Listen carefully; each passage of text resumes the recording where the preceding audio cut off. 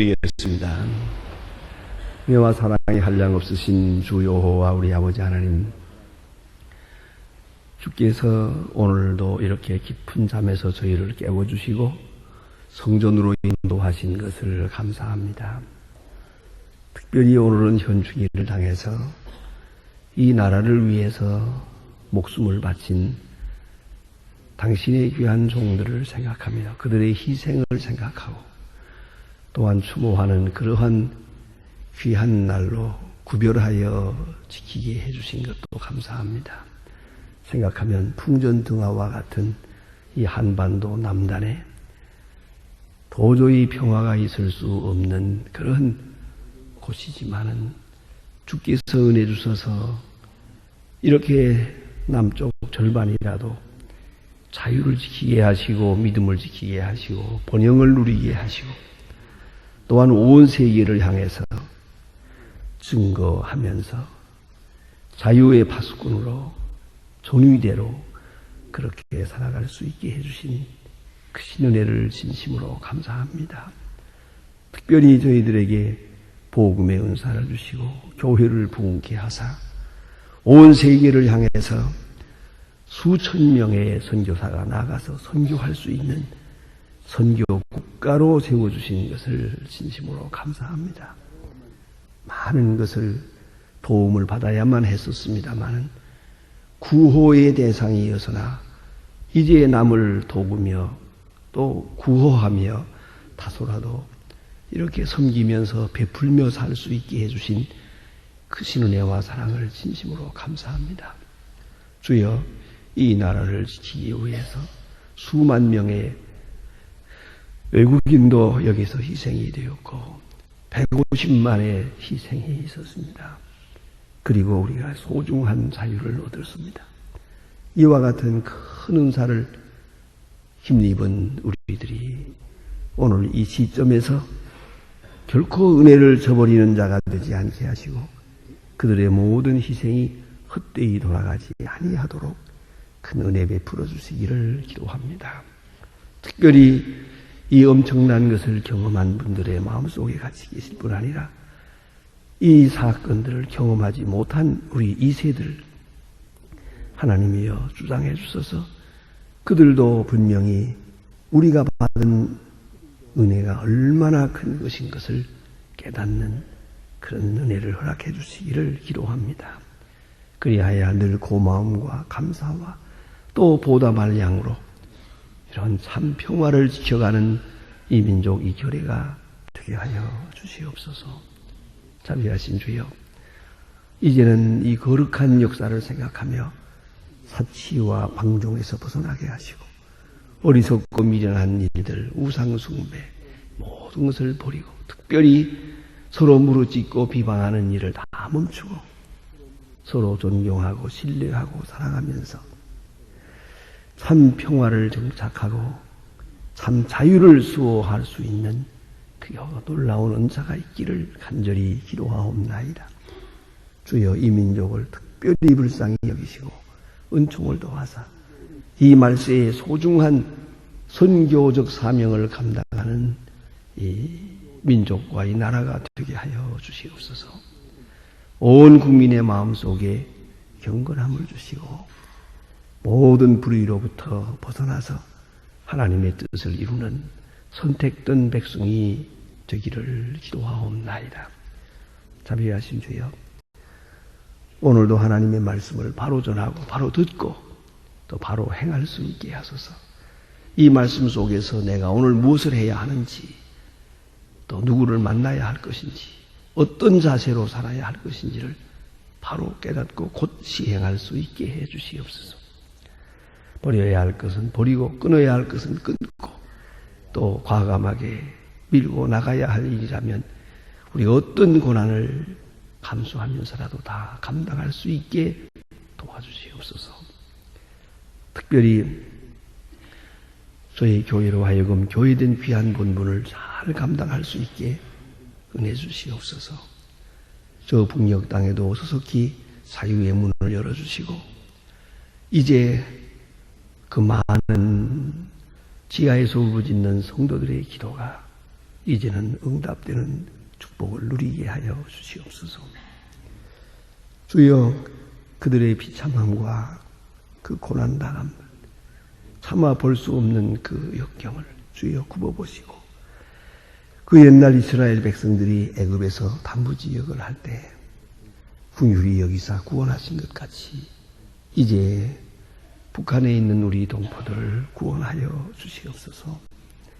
주여, 우리에게 맡기신 고아들 하나님 말씀으로 잘 양육할 수 있고, 특별히 과학기술대학을 세우는 일이나 병원을 세우는 모든 일을 통해서 하나님 귀한 역사를 이루게 하시고 굳게 닫힌 철회장막을 여는 그런 계기가 되게 하여 주시옵소서. 자비하신 주여, 오늘도 해외에 있든지 여행 중에 있는 사람들, 군문에 나가서 수고하는 젊은이들이 있습니다.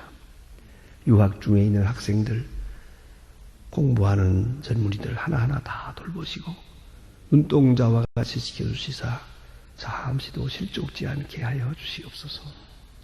주여, 이날에 우리의 출입이 복되게 하시고 주님과 함께하는 거룩한 날이 되고 주의 사랑을 확증하며 간증하는 날이 되게 하옵소서. 병중에 있는 분들과 특별히 슬픔을 당한 가정, 주여 하나하나 다 위로하여 주시옵소서. 이 하루 모든 생활을 주께 맡기오며 주 예수 그리스도의 이름으로 기도드립니다. 아멘. 하나님의 말씀 계속해서 사도행전 2장을 계속 보겠습니다. 사도행전 2장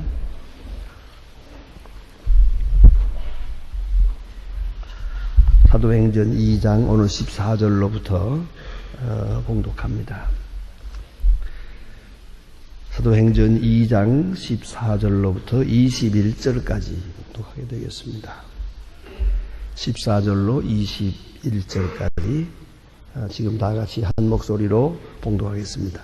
베드로가 11 사도와 같이 서서 소리를 높여 가로되 유대인과 예루살렘에 사는 모든 사람들아, 이 일을 너희가 알거니와 내 말에 귀를 기울일지니라. 때가 아직 새 30이 내가 생각과 같이 이 사람이 취한 것이 아니라 이는 곧 선지자 요엘에 말씀하신 것이 일렀으니 하나님이 가라사대 말세에 내가 그 영을 모든 육체에 부어주리니 너희가 자녀들을 예언할 것이고 너희의 젊은이들은 환상을 보고 너희의 늙은이들은 꿈을 꾸리라. 그때에 내가 영으로 내 남종과 여종에게 부어주리니 너희가 예언할 것이요 또 내가 그 위로 하늘에서 기사와 그 아래로 땅에 징조를 베풀 것이 곧 피와 불과 연기로 주의 크고 영화로운 날이 이르기 전에 해가 변하여 어두워지고 달이 변하여 피가 되리라. 누구든지 주의 이름을 부르는 자는 구원을 얻으리라 하였느니라. 아멘. 오늘까지 보았습니다. 우리가 지난 시간에 오순절 사건을 보았습니다. 이제 모두가 120명 문도가 다 방언을 하게 되고 또 방언으로 말하고 방언으로 듣고, 그래서 공동적으로 어느 한 사람만이 아니고 어느 대표만이 아니라 전부가 다 그 자리에 있던 분들은 성령의 충만함을 입어서 하나님의 말씀, 그리스도를 중심해서 저들은 완전히 의사가 그냥 소통하게 됩니다. 소위 말하자면 복음의 커뮤니케이션이 이루어집니다. 완전히 마음이 열리고 생각이 열리고 그리고 서로 언어가 통하게 되었다 하는 것입니다. 다 놀랄 수밖에 없습니다. 그래서 어제 아침에 본 마지막 말씀이 저들이 조롱하며 말하기를 새술이 취했다라고 했습니다. 참 이상합니다. 아무리 좋은 일에도 꼭 나쁜 해석이 따릅니다. 아무리 좋은 사람들 모인데도 꼭 나쁜 사람이 있습니다. 그건 참 이상하지 않습니까? 이런 희한한 일, 이 놀라운 일, 그거 좀 그대로 마음을 열고 그대로 받아들이면 안 되겠습니까? 그러나 이상하게도 어디나 왜곡하는 사람, 그런 비판적인 사람은 꼭 있게 마련이란 말이에요. 이거 참 신기해요. 예수님이 자 보세요. 귀신 들린 사람을 내쫓아세요. 귀신 들린 어린아이, 그 얼마나 희한합니까? 그렇게 발광을 하고 미치광이 짓을 하던 것을 귀신아 나가라 하는 순간 조용해집니다. 새 사람이 됩니다. 얼마나 희한합니까? 그러면은 하나님께 영광 돌리면 되지 않습니까? 그야말로 할렐루야 하고 하나님께서 우리 이와 같은 은혜를 베푸셨다. 그리고 영광 돌리면 그저 그것으로 끝이죠. 뭐 더 말할 게 없잖아요. 그런데 그렇지는 않거든요. 예수님께서 이 같은 일을 하셨을 때에도 딱 해석을 붙이는데 바알세부를 힘입었다. 귀신의 왕자를 힘입어서 귀신 쫄게 나가라고 한 거다. 이거예요. 온 세상에 예수님을 미치광이로 보니 어떻게 이렇게 비방할 수 있습니까?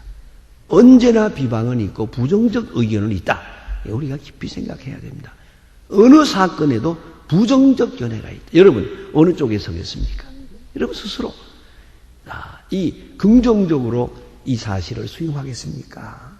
아니면 꼭 삐딱하게 이렇게 비판을 해야 되겠습니까? 참 마음가짐이라는 것이 이렇게 중요합니다. 삶의 자세 이렇게 중요합니다. 그래 오늘도 보니 오순절 성령의 역사가 나타나서 모두가 방언을 합니다. 성령의 역사가 폭발적으로 나타납니다. 깜짝 놀라는 순간에 그저 나도 하고 거기 뛰어들면 되겠는데 어떤 사람들이 또 하는 말이 새술이 취했다. 이 사람들이 낮술 취해가지고 저렇게 이상한 소리 하고 있구나. 어쨌든 새술이 취했다는 말은 감동적이고 충격적입니다. 우선 그렇게도 부정적으로밖에 볼 수 없는 그런 마음 깨끗이 못한 사람들이 있다 하는 것과 그 다음에 이러한 반응은 또 중요한 것을 증거합니다. 이것은 초자연적 사건임을 말해주는 겁니다. 다른 방법으로 이해할 수가 없어요. 아무리 생각해도 이해가 안 돼요. 어떻게 이런 일이 있을 수 있느냐? 어떻게 이 모두가 120명 문도가 다 함께 이런 이상한 짓을 할 수 있단 말인가? 이 희한한 일이다. 이제 저들은 생각합니다. 새술이 취했다. 이거 꼭 술 취한 것 같다. 저 사람들이 꼭 취한 것 같다. 이거 사람의 일이 아니다. 이건 영적인 일이다. 이건 신령한 일이다. 그래서 저들은 새술이 취했다는 말로 해석을 내립니다. 여기서 한번 비교해 볼 사건이 하나 있습니다. 사도행전 26장에 보면 사도 바울이 아그리빠 왕 앞에서 일장 연설을 합니다. 지금 아그리빠 왕은 자기를 죽일 수도 있고 살릴 수도 있습니다. 그런 왕 앞에 이 지금 중요한 시간에 재판을 받는 피고로서 일장 연설을 하는데요. 이 설교를 했죠. 아그리빠 왕이 듣다 하는 소리가 바울아 너 많은 지식이 너를 미치게 했구나. 그렇게 말하더라고요. 너 공부 많이 했다고 하더니 그 이상한 공부했구나. 이렇게 말하더라고요. 그 사람도 감동이 된 거예요. 이건 초자연적이고 이건 특별한 얘기다. 특별한 교리라는 걸 알았어요.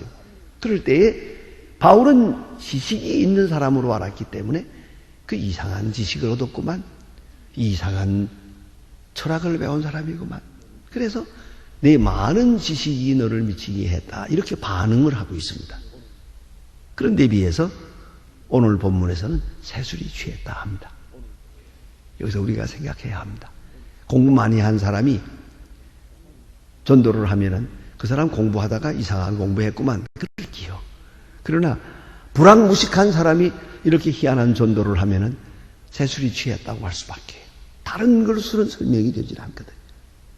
그래서 이렇게 새술이 취했다 했는데 그 말은 오히려 그들이 정말 초자연적인 역사에 지금 붙들려서 큰 역사를 이루고 있다는 것을 우리에게 증거하는 그런 반증이 되고 있습니다. 자, 그리고 오늘 본문에 11사도와 함께 베드로가 서서 그러니까 사도들과 함께 말은 베드로가 하지만 11제자가 함께 했다는 것을 우리가 꼭 기억해야 합니다. 그러면서 베드로가 설교를 합니다. 이 설교는 매우 중요한 베드로의 성령 받은 이후의 첫 설교입니다. 사도행전 중에 자세히 사도행전을 연구해 보면은 전체적으로 볼 때 설교가 24번 있습니다. 그리고 이 기록은 무려 30년간의 긴 행적 속에 있는 겁니다. 사도행전 1장에서 끝장까지는 30년 동안 되어진 사건입니다. 그 중에서 이것을 기록하고 있는 것이고요. 또 사도행전 전체로 볼 때는 그 절수를 놓고 따져봅시다. 따져서 이렇게 계산을 해보면 사도행전 전체 중에 25%가 설교입니다. 나머지는 행적입니다. 그러니까 가고 오고 만나고 사건이 이거예요. 그러니까 행적과 설교 이것이 함께 한다는 것이에요. 설교만도 아니고 사건만도 아닙니다. 행적과 설교가 이런 비례로 나타나는 것을 볼 수 있고요.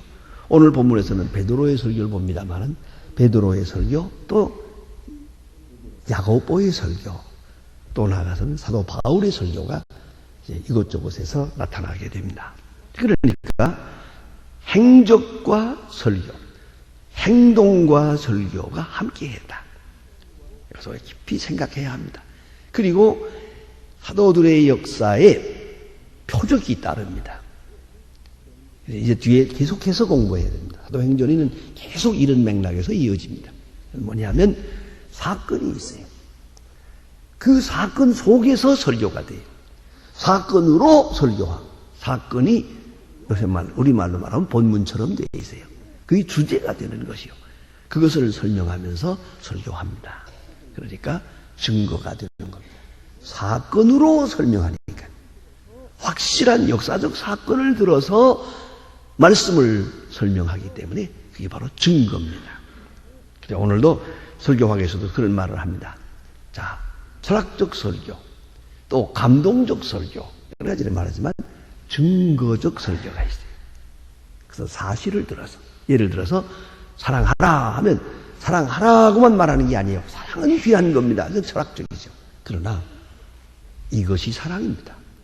이런 사람이 이렇게 했습니다. 이것이 사랑입니다. 이건 증거예요. 그걸 잊지 말아요. 증거를 들어 말하는 거예요. 지난 주일날 난예배 때 제가 말씀을 드린 것 여러분이 기억하실 것입니다. 아버지가 아들을 사랑합니다. 아들이 고민하는 걸 알고 뭐라고 말할 수가 없어요. 물어볼 수도 없고 위로할 수도 없어요. 그래서 아들이 자는데 몰래 들어가서 옆에 자리에 누웠다가 일어났어요. 또 그렇게 했어요. 아버지는 그 아들 옆에 누워서 천장을 바라보며 이 아들을 어떻게 위로할까? 얼마나 괴로울까? 생각하고 있어요. 그러나 무슨 말로 말을 해야 될지 모르겠어요. 그리고 누웠다가 나왔어요. 또 그렇게 했어요. 아들은 아버지가 누웠다 가는 걸 알았어요. 아버지가 말도 못하면서 얼마나 괴로울까 하는 걸 알았어요. 그래서 그는 외롭지 않았어요. 용기를 내서 다시 새 사람이 됩니다. 이렇게 말씀을 드렸는데 여기서 증거하는 건 뭡니까? 자식을 어떻게 사랑해야 하느냐? 사랑이란 뭐냐? 사랑이란 따지는 게 아니에요. 말로 하는 게 아니라고. 가만히 옆에 누워있는 거라고. 그게 증거예요. 그 많은 말이 그 속에 있어요. 많은 말이 필요가 없어요. 그 아버지의 정말 아주 거룩한 행동이에요. 정말로 아들을 사랑한 거예요. 그 사랑은 그렇게 나타났어요. 그와 같이 오늘도 우리 성경에서 사건을 들어서 이거다. 이것이 사랑이요. 이것이 믿음이요. 이것이 소망이다. 이것이 생명이라고 보여주고 있어요. 증거적 설교다. 이렇게 말할 수가 있습니다. 근데 오늘 베드로의 설교의 특징을 보면 사건으로 말하는데 지금 앞에 사건이 있잖아요. 지금 120명 문도가 성령의 충만함을 입어서 방언을 하고 있어요. 아주 희한한 일이 생겼어요. 이 사건을 놓고 설명을 하는 것이요. 성경적 맥락에서 설명합니다. 성경을 들어서 말합니다. 요엘 선지의 말씀을 들어서 지금 말하고 있습니다. 선지자 요엘이 이미 말하기를 하고 자 요엘서 2장 28절 이하를 쭉 외웁니다. 외우면서 설교를 하게 됩니다. 또 그 예언이 오늘 성취되었다고. 적어도 700년 전에 있었던 사건이 오늘 여기서 성취되었다. 예언이 성취되었다. 예언은 성취가 없으면 아무것도 아니에요. 또 예언은 성취됨으로써 예언의 진리성을 말해주는 것이죠. 그리고 또 이 사건은 예언을 통해서 그 의미가 아주 높아지는 거예요. 자, 한번 생각해 보세요. 여기 하나의 사건이 있어요. 이거는 우연한 일이 아니에요. 액시던트가 아니에요. 이 일이 있으리라고 벌써 몇백 년 전부터 예언해 왔다 이거예요. 얼마나 중요합니까? 얼마나 그 사건이 굉장한 의미를 가집니까? 이 사건을 일시적인 우연한 일로 보아서는 안 돼요. 이 일이 있기 위해서 벌써 하나님은 오래전부터 준비하셨어요. 안 그렇습니까? 그걸 알아야 되죠. 어떤 분이 소망교회에 와서 예수를 믿었어요. 자, 내가 여기까지 오는데 벌써 많은 사건들이 있었어요. 이런 일이 있고 오늘 여기 도착했어요. 그게 우연한 일이 아니에요. 이 사건이 일시적으로 돌발적으로 이루어진 게 아니라요. 특별히 예수 사건, 십자가 사건, 이 성령 임한 사건은 벌써 오래전부터 선지자가 예언해 온 것이다. 그리고 오늘 나타난 것이다. 그렇다면 생각해 보세요. 이 시점이 얼마나 중요합니까?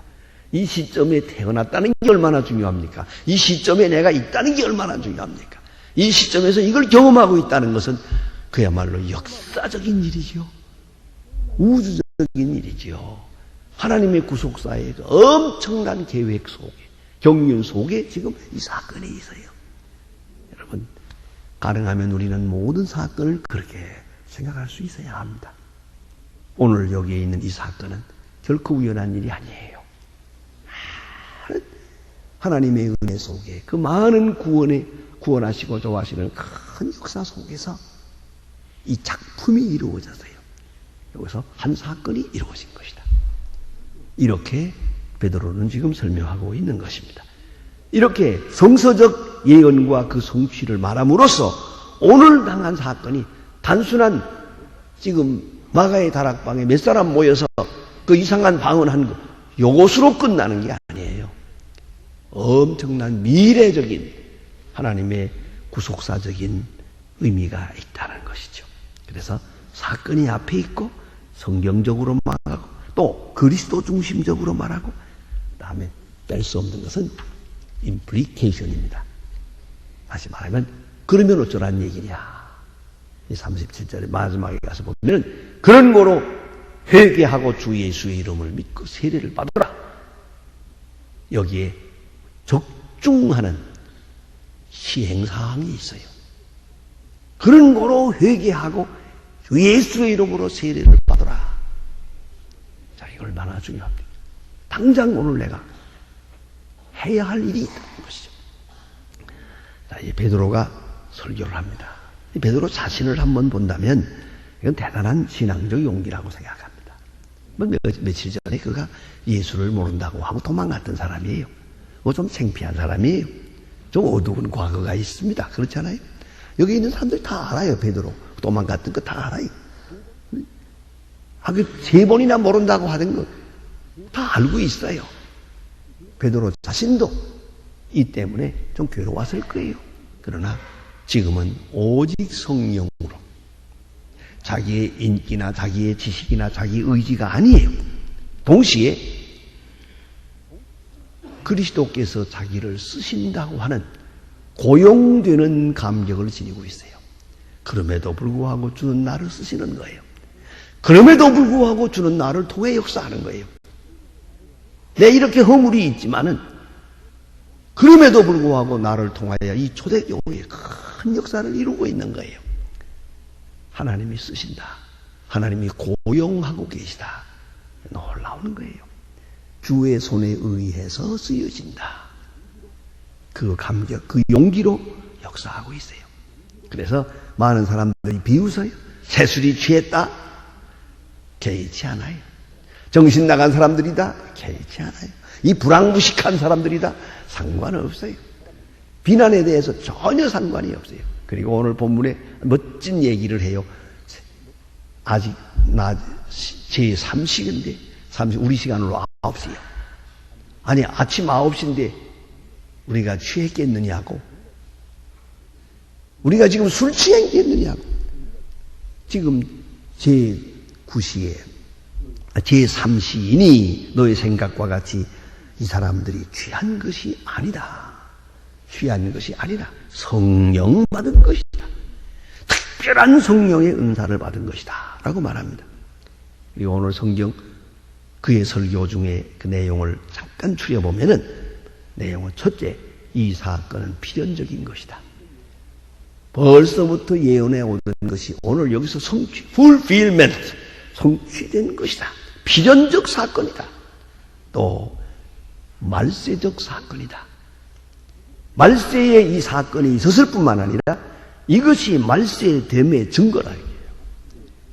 이제부터 구원의 역사가 이루어진 것, 성령의 역세대가 오는 것이다.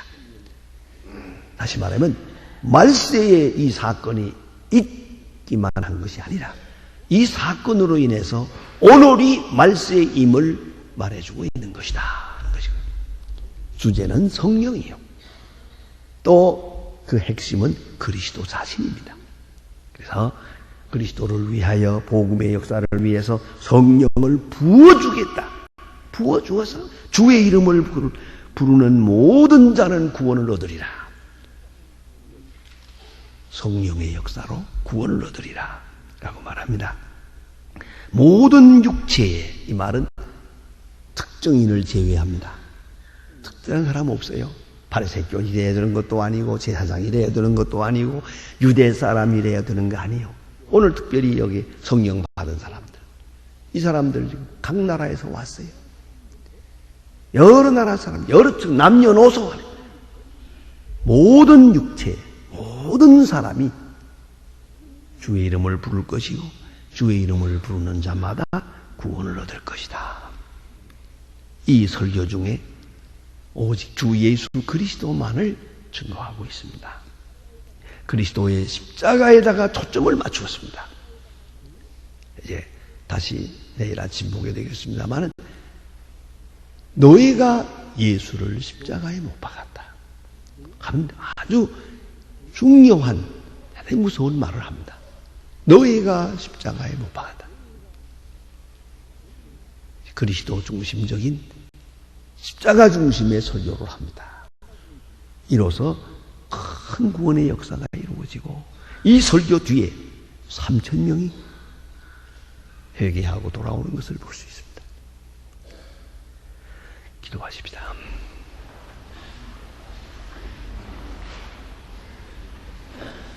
하늘에 계신 우리 아버지시여, 이름이 거룩히 여김을 받으시오. 나라의 마옵시며 뜻이 하늘에서 이룬 것 같이 땅에서도 이루어지. 오늘날 우리에게 일용하게 하시고 우리가 우리에게 죄 진 자를 사하여 준 것 같이 우리 죄를 사하여 주옵소서.